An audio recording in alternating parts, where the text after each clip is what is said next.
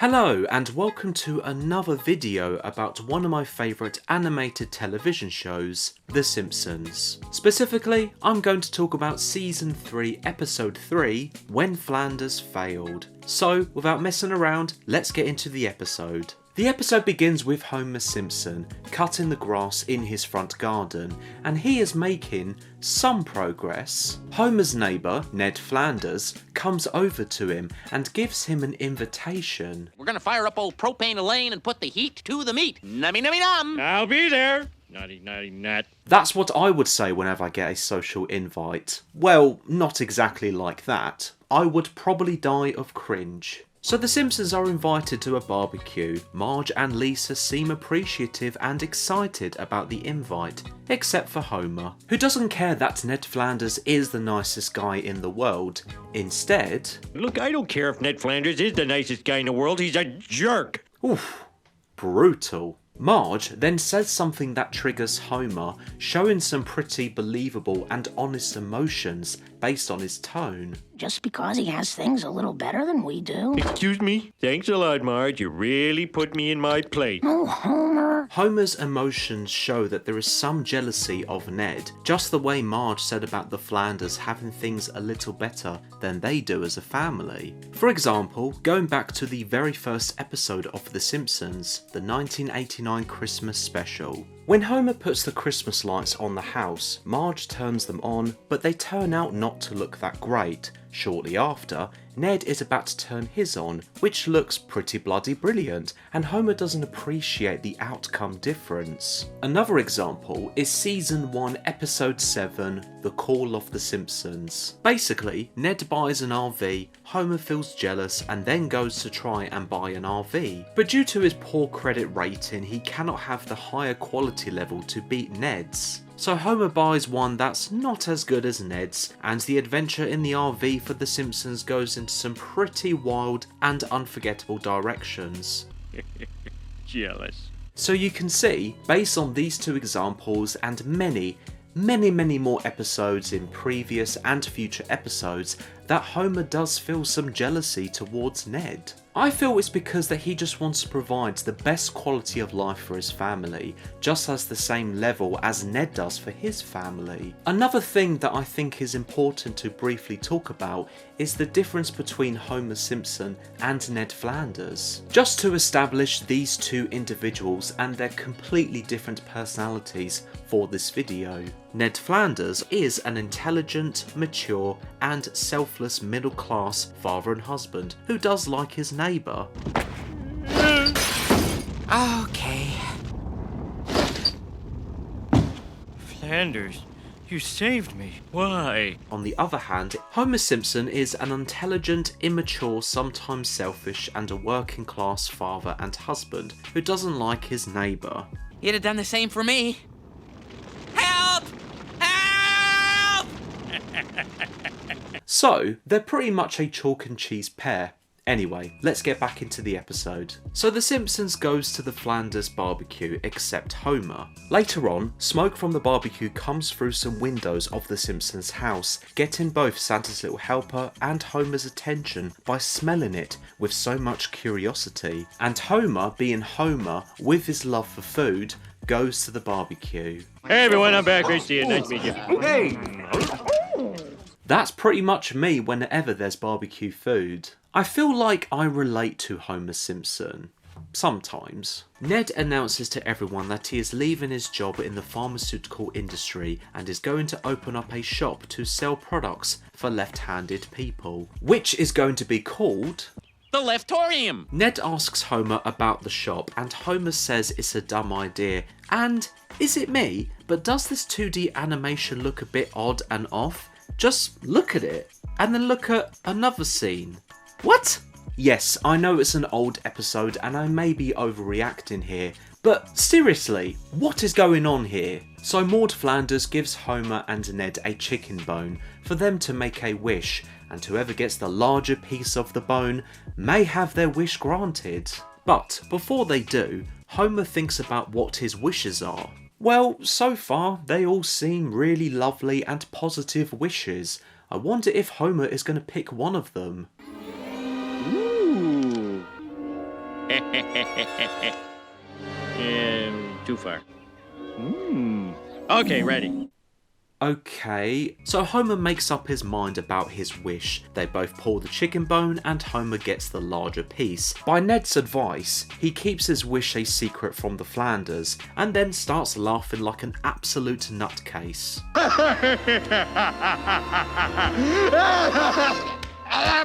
That's for being a prick, Simpson. The question is, will Homer's wish come true? And if it does, will his jealousy towards Ned finally end? In the next scene, Bart is watching the Itchy and Scratchy show. Marge is concerned that her son isn't getting any exercise. An advert for karate comes on, and Bart decides to join. The karate lessons are located at the Springfield Mall, where Ned's shop, the Leftorium, is. After dropping Bart at the karate school, Homer heads to Ned's shop. So, Flanders, have you sold anything? Not yet, but one of the mall security guards took a good long look at a left-handed ice cream scoop. Back at the Simpsons house and at the dinner table, Homer is laughing and loving that Ned's business is struggling. Lisa then asks her dad a serious and deep question. Dad, do you know what Schadenfreude is? No, I do not know what Schadenfreude is. Please tell me because I'm dying to know. Ha! That is not surprising to hear. I mean, I don't as well. That must be another relation I have with Homer Simpson. Lisa explains it's a German term for shameful joy by taking pleasure in the suffering of others. Which you can understand and believe based on Lisa being recognised in the show as an intelligent character of knowing the phenomenon. Also, what we've seen happening so far in the episode of Homer taking pleasure in the suffering of Ned's struggling new business. With showing some concerned reaction to Lisa's study, Homer doesn't accept to believe and continues to enjoy seeing the Leftorium struggle. Hey, Flanders, when are your busy hours? I have a very important question to ask you, the viewer watching. Do you think by now that Homer is being a prick? In the next scene, Homer is at Moe's, once again taking pleasure in the suffering of the Leftorium struggle, and Moe himself is struggling with a right-handed corkscrew and asks Homer what Ned sells. Well, actually, Moe, I don't know.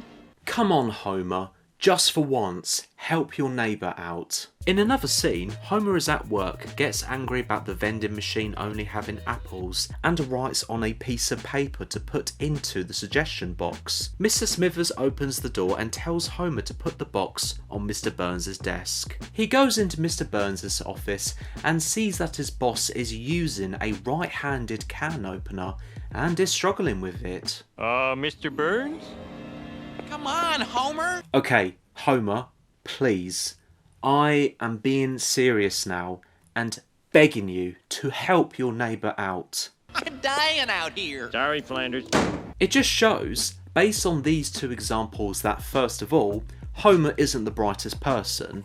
Well, obviously. Also, and most importantly, that German term and Homer's wish are building some really high, intense stakes. Whenever I re-watch this episode, and especially these two moments, I always feel a bit stressed, and I think that's what the writers of this episode intended. Homer returns home from work and sees Ned selling stuff. He sees Ned's gas grill and is interested in buying, but for less money than what it's worth. $20? $20. No, I don't want it. What? Although, perhaps if you threw in a few lawn chairs, maybe that tool bench, it might rekindle my interest. Yeah. Homer is very much being a prick towards Ned in this episode. So Homer has bought the entire living room set and the gas grill by paying 75 beans? $75? Well, that's not going to help his neighbour out then, isn't it? Especially if it were in today's times. What I find interesting about this scene is the joy and achievement Homer is feeling by owning items that Ned used to own, and also the Simpsons themselves already owning some of them, but with an upgraded Flanders quality. I do find it interesting what the hat says, world's greatest dad.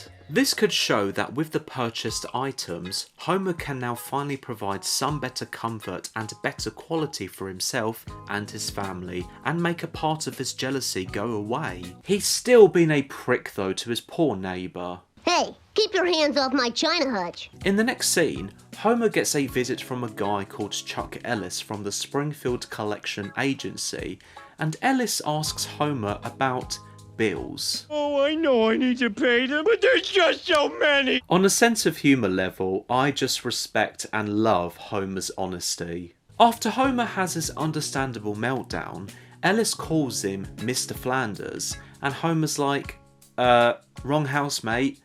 I'm Homer Simpson. Ned Flanders lives over there. Flanders isn't dead.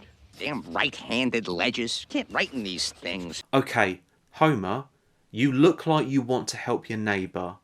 Now's your chance. Well, there's a store where you Hey, can... you said you're Homer Simpson? Yeah. See you on Thursday. Don't! Deep breaths, Matt. Okay. Keep calm and professional. I'm sure, now that Homer looked pretty worried there, I'm sure he will finally help his neighbour out.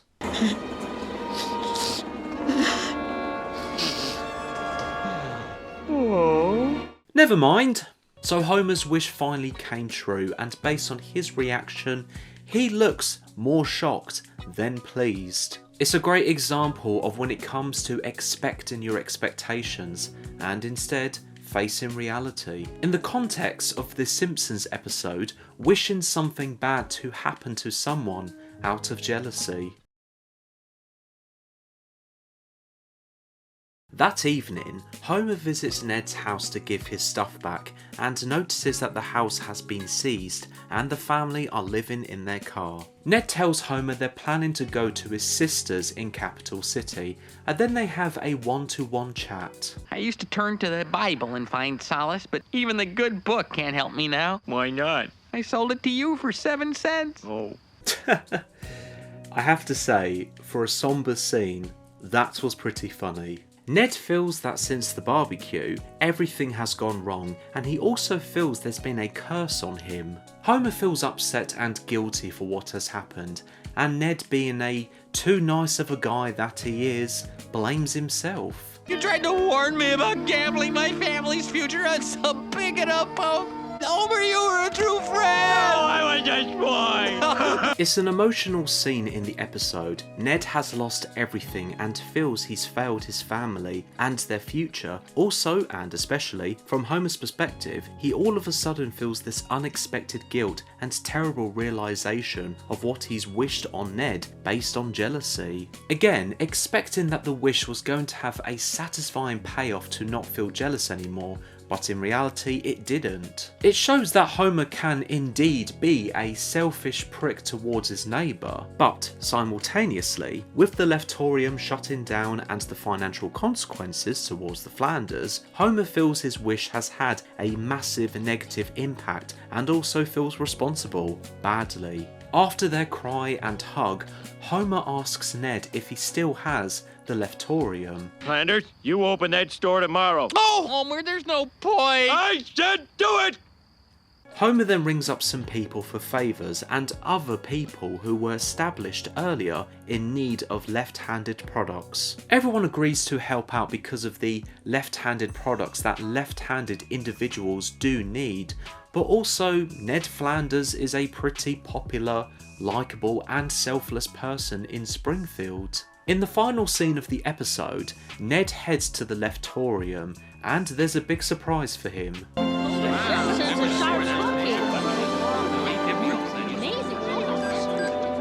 Mr. Burns gets his left-handed tin can opener, and Moe gets his left-handed corkscrew. Also, Chuck Ellis gets a left-handed ledger, and Akira, the karate teacher, gets a left-handed nunchuck. And I'll have that roadster in the corner as well. Wow! Mr. Burns isn't being a tight ass for once with his money. The episode ends with Ned thanking Homer for helping to reopen the Leftorium, and Homer proposes a toast to celebrate Ned and his shop reopening. No longer feels jealous and instead feels kindness towards his neighbour. Until the next episode when Homer dislikes Ned. Everyone starts singing a song and they all live happily ever after. The end.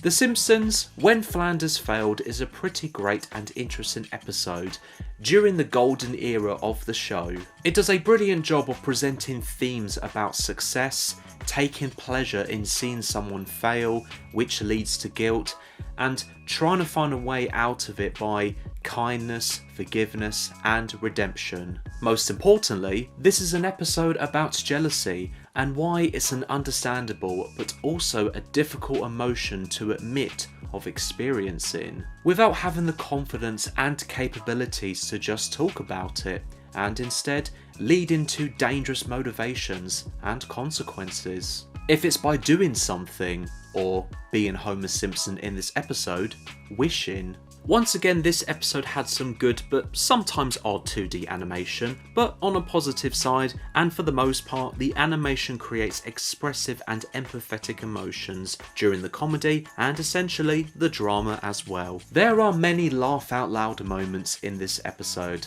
I like the moment when Homer and Ned have their very serious and sad one-to-one conversation, and also when Homer has a meltdown about paying bills. Anyway, thank you so much for Wait, hang on. I forgot to talk about something in the Simpsons episode. Oh yes, that's about the subplot of Bart learning karate. Now, I didn't want it to be part of the central discussion and plot of Homer and Ned, as it's going for its own thing and it could have been in another video, but it's a pretty neat subplot of Bart attending his first karate lesson, but doesn't appreciate and like the direction that it goes by focusing more on the theory side and less on the practical side. So through the episode, Bart lies to his family about going to the lessons and hangs out at the arcade instead. He lies about what he has been learning towards his family, for example, the touch of death. But eventually, he shows his true colours from the consequences of bullying by Jimbo, Kearney and Dolph. The message about this subplot is that Bart should not have lied about a skill he never learnt in the first place. Anyway, thank you so much for watching. I hope you've enjoyed this video, and please let me know your thoughts about this episode of The Simpsons in the comments below. Feel free to watch another video. Have a wonderful day, and until next time. What?